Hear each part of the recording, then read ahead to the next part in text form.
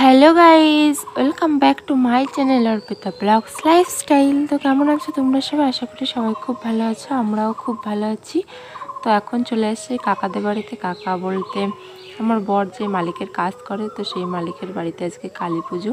তো কাকাদের বাড়িতে প্রত্যেক বছরই হয়, কিন্তু আমার আসা হয়নি, আমি প্রথমবারই আসলাম। তো দিদিরাও এসছে, মানে আমাদের বাড়ি থেকে সবাই এসছে, শুধু মা আর বোন আসেনি। তো বেশ ভালোই লাগছে। আর পুরো গেটের সামনের থেকে দেখলে কত সুন্দর প্যান্ডেল করেছে।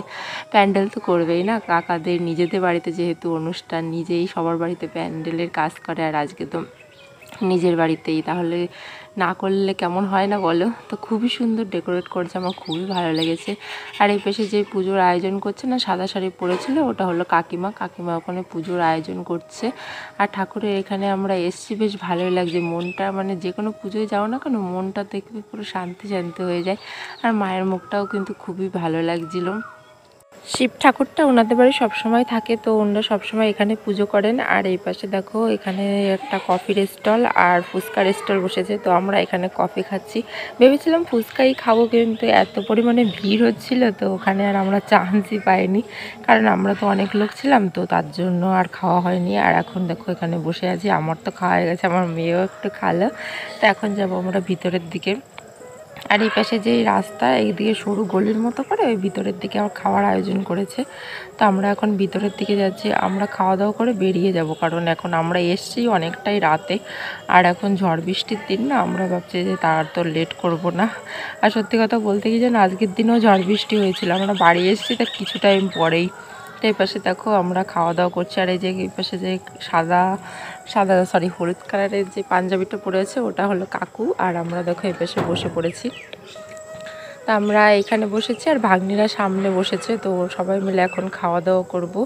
তো এখানে দিয়েছিল পুরি, তারপরে প্রথমে প্রসাদ দিয়েছে, তারপরে পুরি দিয়েছে, ছোলার ডাল দিয়েছে, তারপরে খিচুড়ি দিয়েছে, পাঁপড়, চাটনি, মিষ্টি এইসব দিয়েছে। আর বেশ ভালোই মজা হচ্ছিল, মানে সবাই মিলে এসছে না, একটা জায়গায় গেলে বেশ ভালোই লাগে। এখানে আমার মেয়েকে কিন্তু আলাদা করে দেখো প্লেট দিয়েছে, ও আলাদাই খেয়েছে, ও একাই ধরে খেয়েছে, যেন আমাকে খাইয়ে দেওয়া লাগেনি, ও এখন বড় হয়ে গেছে।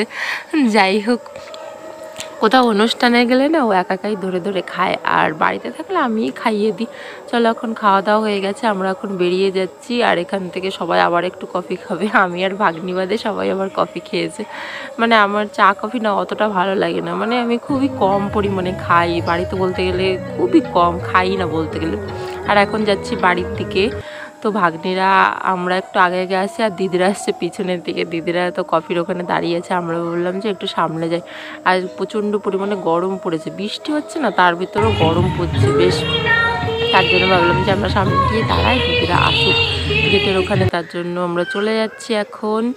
তো গাইজ, এখন বাড়ির দিকে চলে যাচ্ছি। আর এখন লোকজন আসতে শুরু করেছে, বেশ এখন অনেকই লোকজন হয়ে গেছে। এত ভিড়ের ভিতরে আমরা অনেক বাচ্চা নিয়ে এসেছি, তো আর থাকবো না, তার জন্য এখন চলে যাচ্ছি।